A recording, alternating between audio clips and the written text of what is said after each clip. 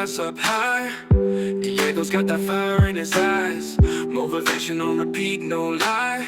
Gotta elevate and reach the sky. Step by step, we conquer the day with each move. What is up, you guys? Here we are, episode 2 of the Diego Gutierrez Talk Show, where you guys know we love bringing you guys athletes, entrepreneurs, musicians, anything that you could really think about that people are doing big things in life. We love to have them in here in our studio, guys. And today we got a very special guest. I always tell people when you're around these type of people, you got to be careful not to talk too much because they got some lethal hands. And today in the studio today, we got the amazing Nelson Hot Hands Hampton in the building, recently crowned ABO champion as of last Friday. He's in the studio, so give it up for my man, Nelson Hot Hand Hampton. How you feeling today, champ? I'm feeling good. Thank you for having me. Blessed. Yeah, blessed. Absolutely. Nelson, recently American Boxing Organization champion this past Friday. Hey, your face looks good. You're not too much damage, I see. I cleared up, but I had a couple black eyes, but okay. Yeah, I'm good. I'm used to it. You still young? That's my makeup. That's what I call it. That's what's up. Yeah. That's what's up.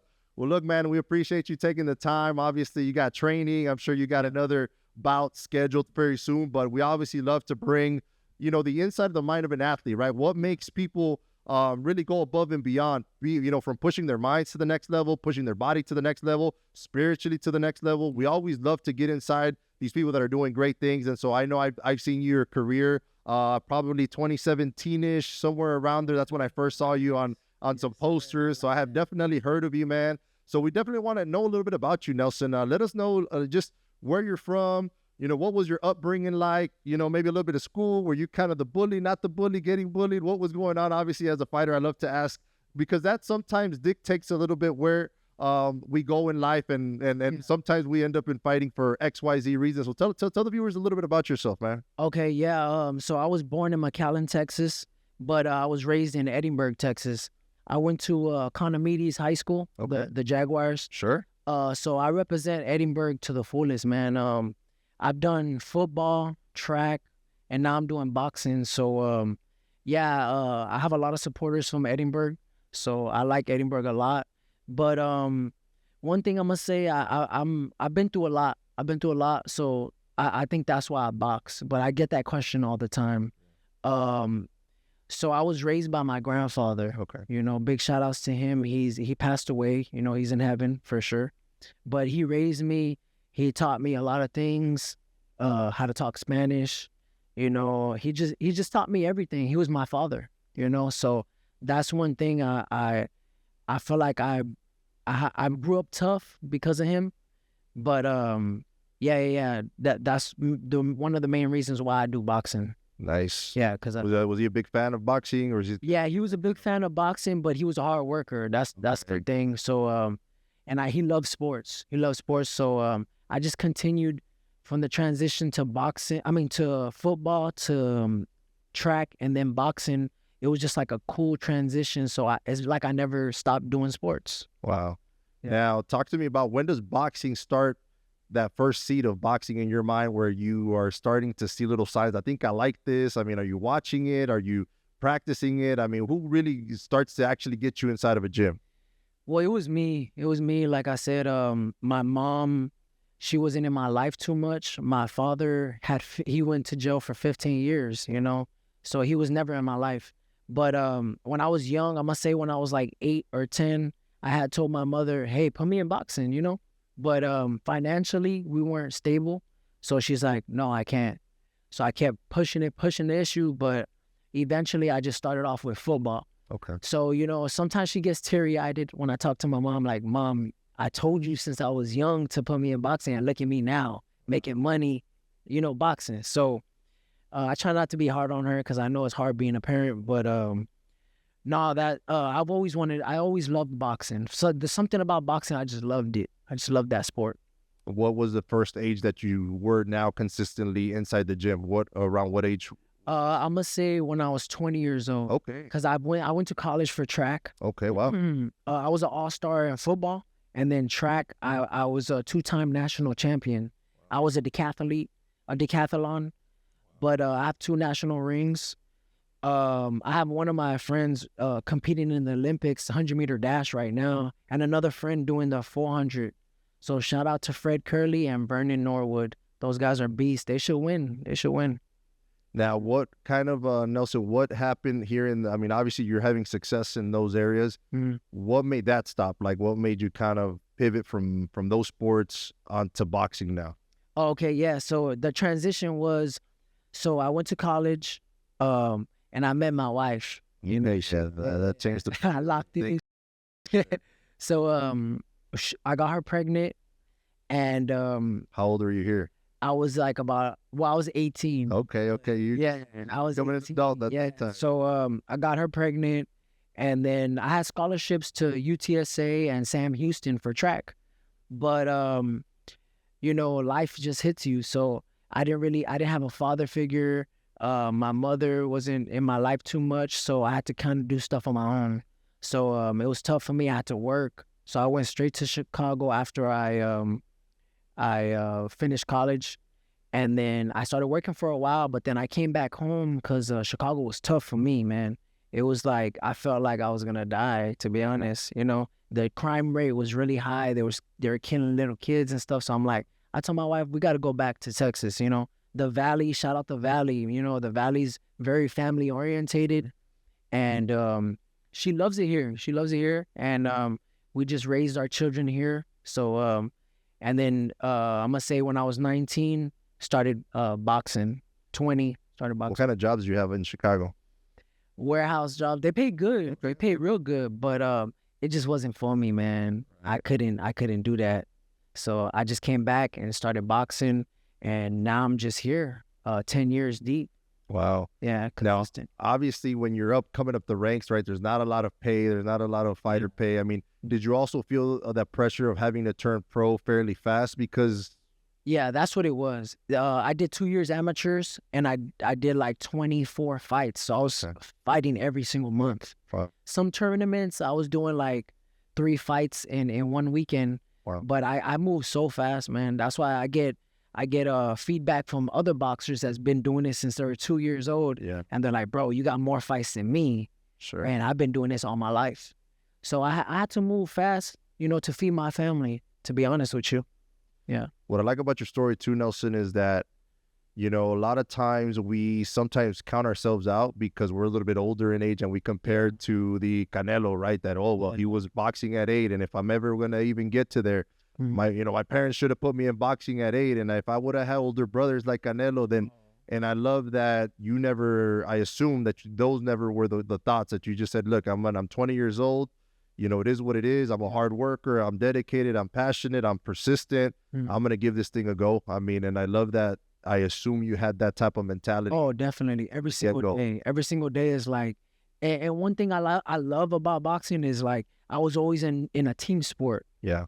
Football, the team has to win. Track, the team has to win, like the relays. Sure. But boxing is 1 versus 1. So I was like, it's me versus him. And I'm a hard worker. So I work every single day hard because I know my talent and I just want to win. You know, I want to become a champion. What was your biggest takeaways from going amateur to pro? Obviously, obviously, if I'm not mistaken, and you can correct me by all means, I think the headgear and all that, like, and how was that transition like when you're like, all right, this is the real deal now. Now we're in the pro league. What were the biggest takeaways that were different for? And I do this because any of the viewers that are maybe possibly thinking into going into the boxing, or that are maybe amateurs that are watching today, you know, what are the biggest leaps and bounds that you had to start getting adjusted to when you made that transition from the amateur to the professional field?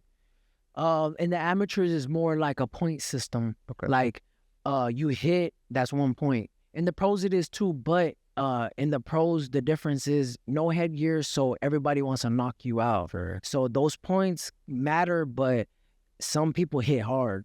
So that 1 punch can knock you out and you're done. In the amateurs, you have a headgear, so they're doing like fast little flurries.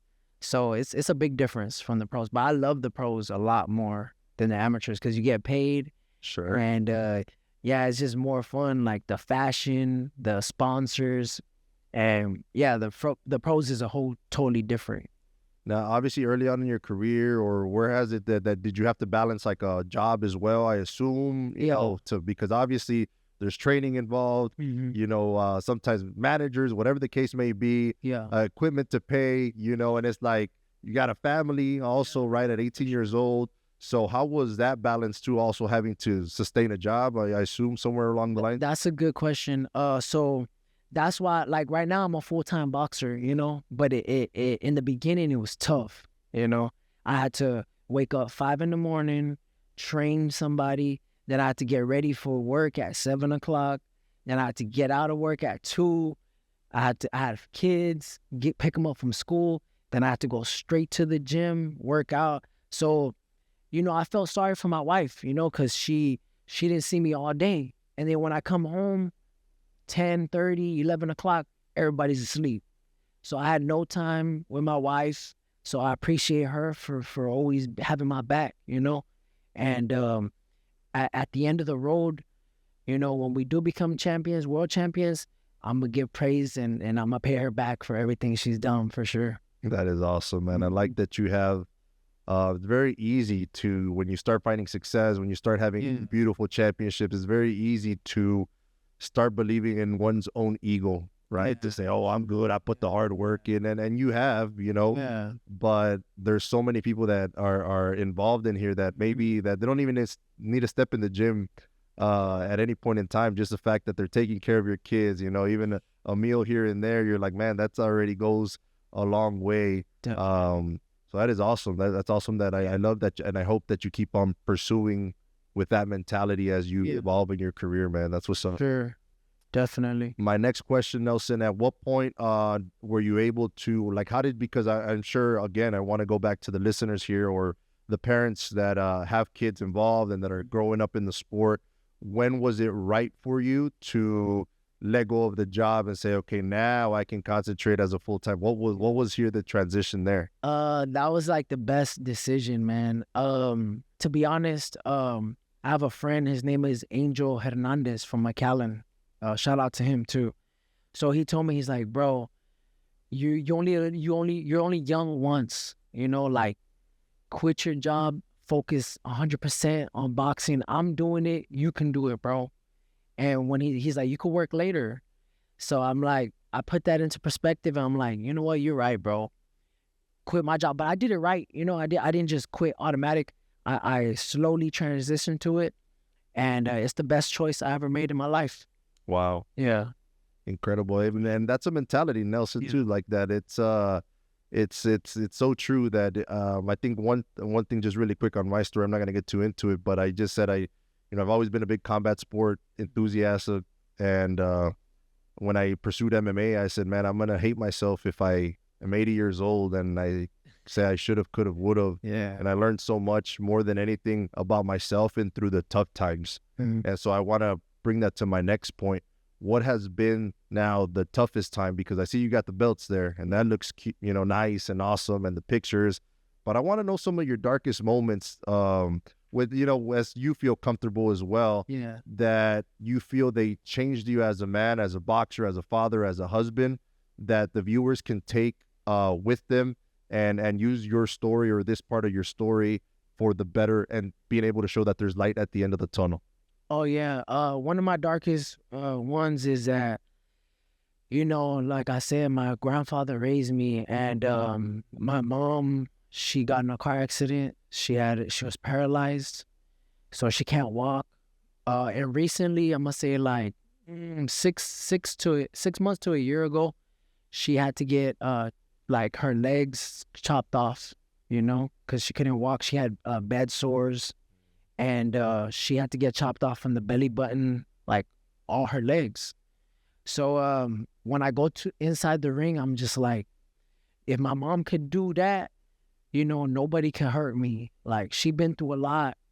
That punch ain't nothing to compare to what she's gone through. So that's one of my little darkest moments. I don't really tell nobody about, but you know, you brought it out of me. But yeah, she motivates me. You know what I mean? She motivates me to keep going. But another one is when I'm in Mexico City, these dudes over here, they call me nobody really called me. I was by myself, just my wife and my team. They call me, check up on me. So that's one of the darkest times, because Mexico City is a tough city. You got to watch your back. You walk in the streets, you just gotta turn around and make sure nobody's gonna kill you, to be honest. So little things like that make me tough. So when I get into that ring, I ain't scared of nobody. The only one I'm scared of is Jesus Christ. That's it. Amen. Amen. For sure. Well, thank you for sharing that part, of your story, because again, we just see the flash and the blazing of the handshake, and we say, oh my God, that would be so great. But people don't understand, right? I always preach on this show that everybody wants to see the glory, but nobody's willing to go through the story. And I think that's a powerful message that, things are going to happen, and it's about how you react to them. It's very easy to feel sorry for yourself or your mom, etc., and use that as a crutch and handicapping you in the future. But on the contrary, you're using that as an advantage, as a leverage, as if I'm gonna fight for her, because I'm sure if she would have the power to do that, she'd be fighting for her dreams and fighting for your goals. And at least what a great joy that she could see it through a person that she loves the most, which is obviously her son in this situation. Yeah. So thank you that you opened up there. Yeah, for sure. Nelson, before we get into the wins, Sergio Maravilla Martinez, right? He talks about that when you win, everybody calling you, everybody congratulating you, everybody taking a picture. You talk to me about the tough moment when you don't win. Is it true that, it's very limited people call you, or what's going on with that? No, that's a true story. 100% true. That's why I keep my circle super small, and I know who's real and who ain't. But, I don't disrespect nobody. I still message them back and stuff, but it's like, where was that message when I lost? Right. When I really needed you. Right now, when I win, it's kind of like, it's a good feeling, so I kind of don't need the love. Right. But when I'm down, that's when you need the love the most, because that's when stuff starts getting deep. So I have a circle of people know who they are, but I have a small circle, and I appreciate everything they do, for sure. Nice. Mm-hmm. Yeah, follow up on that story. He talks about when he beat Julio Cesar Chavez Jr. that he had 3,000 calls. He said when he lost, eventually he lost after that. He said he had 3 missed calls, and they were all from his mom. Yep. He's like, that's when you really know who's with you, who rides with you. Definitely. And that everybody wants to get on the boat, when you're having the success and when you're having the titles, but it's a very lonely boat when the failures are there, right? Yeah, for sure. Talk to me about your belts, Nelson. When was the first one? I assume it's going to be that Texas title. Yeah. Who was it against? Where was it at? How was that war? I mean, was it fairly easy? I mean, I think we should never say any opponent's easy, because they have the courage and the valiantism to push ahead. So I never want to discredit anybody, but talk to me about that first Texas title belt. So this belt meant a lot to me. I fought in Mercedes, Texas. Okay. These belts mean a lot to me because I fought here locally, Nice. So it's a lot of respect. But this one, I think it was the second round. I got dropped. Oh wow. Randomly. I had my hands down, but he hit me with a hook. I fell down, so I knew I had to catch up. I was winning the fight, but I still, it just motivated me even more to get the win. So I'm a lot more experienced, so I'm not satisfied with this win, but I got the win. If I fight him now, I'll knock him out. Yeah. So it's a learning progress. I get better and better every fight, for sure. So that one went to decision. Yeah, this one was a decision. That was a decision. Sure. Yes. How many rounds? I mean, and obviously through your career, people start at 4, 6. Yeah. Where are you at right now? I fought 8, Okay. but these 2 I fought for 6 rounders. Okay, cool. Sure. Nice. Now, have you also been in some wars that was also for a belt that maybe you didn't come out on the W side? Yeah. There was one of them. I feel like I won, but now that I prep better in Mexico City, I have more conditioning, more power. So I'm really not trying to leave it to the judges. The judges ain't really too great. No disrespect to them, but yeah, they ain't too great. What's your style, Nelson? I mean, are you more of the using your range, or are you doing Mexican style, Philly shell? Like, what's kind of, you would say, your go-to, or does it depend on the opponent as well? It does depend on the opponent, but me, I'm black and Mexican. I've trained in Vegas. I've trained in Mexico City. So I have a both two side, which is black and Mexican, I feel. And I could box and I could brawl if I need to, for sure. Nice. Yeah. Has there been an opponent that you faced that you say, man, this guy got to my number, he just was a step quicker, or any opponents thus far that you would say, man, this guy is the real deal? Yeah, so my resume is pretty stacked, man. I fought a lot of fighters that are pretty good. One of them I recently fought on ESPN was Emiliano Vargas. Right. Fernando Vargas' son? Yeah. Yeah. He was tough. But I'm gonna give it to it's a tie between him and Rayo Venezuela. Okay. He's fighting this weekend. He's fighting Pitbull Cruz. Oh, no kidding. So that guy and Emiliano are like an even tie. So those two guys were my toughest. What made them tough? Was it speed, timing, power, defense? What was kind of that made it tough? I'm gonna say the Mexican style. The Mexican style is like, bro, I'm gonna die in this ring. So so it's like, dang, cause whatever it takes, they're gonna try to get that win. So they'll die in the ring. You know, it's warrior type stuff. So they had that mentality. So yeah, that's the toughest part right there. Yeah, and obviously I assume, right, and this is for all y'all's opponent that I might watch, is that you might think that might be his Achilles heel, but I assume that that you've been working on that, right? That you go back, watch the tape, that forward style, you say, all right, well, they're gonna eventually you get to the high leagues. People are gonna be watching your tapes. People are gonna watching the highlights and who beat you and how they beat you, and they're gonna try to emulate that and copy that. Yeah. So I assume that you're making game plans according to that style now, I assume. Yeah, no, definitely. Vargas been knocking everybody out. We went to decision, but every fight, like I said, I get better and better. So I learned a lot from him. I was giving him some good shots too, and that's why I feel like this fight was a lot more easier.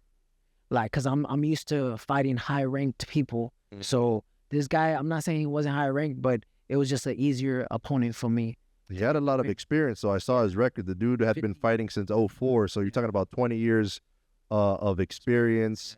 A little bit older in age, but in today's world, I don't think 41, like, it's older. I think when you're 22, you feel like it's older, but now, I'm 35. I think you're still, if you take care of your body, you're eating right, you're taking your supplementation, I mean, you're still very strong. I know the power, like they say in men, it doesn't really start leaving till their 50s. Like, that's kind of the last thing that kind of leaves. As far as ability wise. So, but the guy had a ton of experience, right? Definitely. He does have more experience fighting pro than you have boxing experience in general. Definitely. He had 56 fights. He did come in shape. I saw him. I saw the press conference. He was tough. He was tough to get in there because he knew how to block real good. He, out of 56 fights, he only got knocked out 4 times. Okay. So mine was his 5th. So he messaged me afterwards. He said, sky's the limit. Nice. And for him even saying that, I said, I appreciate you, bro, because you got a lot of experience in the ring. So that went into my brain, and I'm just like, sky's the limit for me, for sure.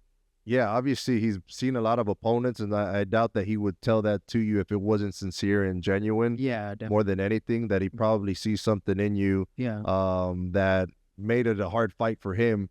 Yeah. Obviously, that he had the good defense, and still to get for you to get the knockout is obviously speaks volume. And that one was this past Friday. Yeah, this one with the American Boxing Organization. How did that one feel, man? I mean, from all your fights.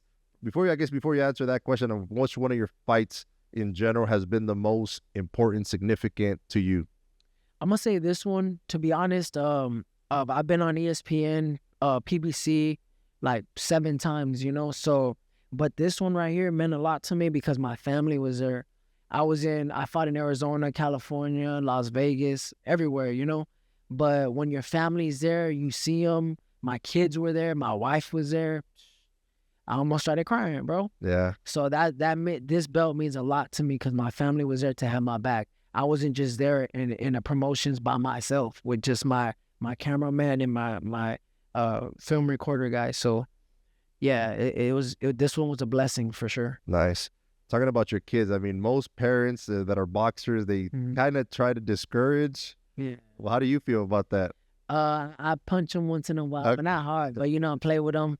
And they punch me like hard, but I do want them to do boxing. But if they do, I'm gonna help them 1,000%. But I'd rather them just go their own route, whatever they want, because I'm first generation boxer. Yeah. So if they do want to, perfect. I'm gonna help them for sure become a world champion too. That's cool. That's cool. And first, it's cool that you don't push it upon them. Second, I think sometimes the first generation is because out of hunger, man. You really, you don't have, you weren't born with the silver spoon fed, as they say, or the golden spoon. You really have to, like Chavez, right? He said his family, they slept inside old railroad cars. That's how they're put, in life where they were at. That's why he had to turn pro at 15 years old to bring some kind of bread, money, right, into the household. And sometimes it's like, I know that's why I started MMA. I'm like, what is the only sport? I mean, I could only see at that time, there was a recession in the U.S. and I'm like, that was kind of risky opening up a business back in 2009, 10. I'm like, well, athletes get paid well, which is the one that you don't got to have any education in. I'm like, of course, combat sports, you just got to be a dummy and write your name. And I don't mean that to degrade anybody, because I did it as well. And I respect anybody that does it as well, because you are pushing your body to the limits. You do understand every time you come inside that ring, you go inside that ring, you understand that you might not walk out the same person that walked in there, man. So I respect anybody, even the people that are 0-30 or 0-40, bro. You got courage to put your pride, to put your ego, to put your last name inside those bright lights and potentially get knocked out, man. Potentially not be the same person. So I have 100% respect for you guys that are in it, that sacrifice time away from your children, from your wife, from your hobbies, that you got to put this on the line to make sure that you're providing for your family, man. So kudos to you, man, and your whole team that's here with you today as well. As I know it's a sacrifice for them, because they believe in you. I believe that they see that where you're going. And so that's awesome, man. I'm excited for you there. Yes, sir. Couple more questions before we wrap it up, Nelson. The last two that I want to ask you, from where do we see Nelson, right? You're 31 years old. Where do you see this window for you that you would like to keep fighting for? What are some goals that you want to check off before you hang up the gloves, man? I want to give a big shout out to Brandon Figueroa. He's kind of like my mentor. He's a world champion. Yeah, absolutely. Nice. And he motivates me so much. He sponsors me. He helps me out. And that's a real good friend, man. That's a brother to me. So I want to give a big shout out to him. But I want to be a world champion like him. Nice. I look up to him. I see what he goes through, the weight cut, and like I say, he mentors me. If I need anything, if I ask him like, "Hey, bro, how do you cut this weight, or how do you cut the water out?" He's there messaging me fast. So I really appreciate him. But I do want to be a world champion before I hang up the gloves, definitely. Do you have a time frame that you would be looking ideally in a perfect world? I'm going to say like before I'm 35. Okay. Yeah. You got about 4 years? 5. So, and I train every single day. So I'm ready for. What's your regimen like? I think I want to quick fire these questions. What's your regimen like right now training? Working out. I'm going to say I run in the morning about 7 o'clock. How many miles? About 3. Okay. Sometimes I do 6, but depending on how I feel. Right. So run in the morning. I work out strength and conditioning around 12 o'clock. And then I do boxing like around 4 p.m. Okay. 4 to 5. Okay. So I train 3 times a day. But on my off days, I just run and just do a little bit of weights, kind of just chill. My wife tells me to chill out because I'm doing too much, But it's all in my head, man. I'm just a hard worker.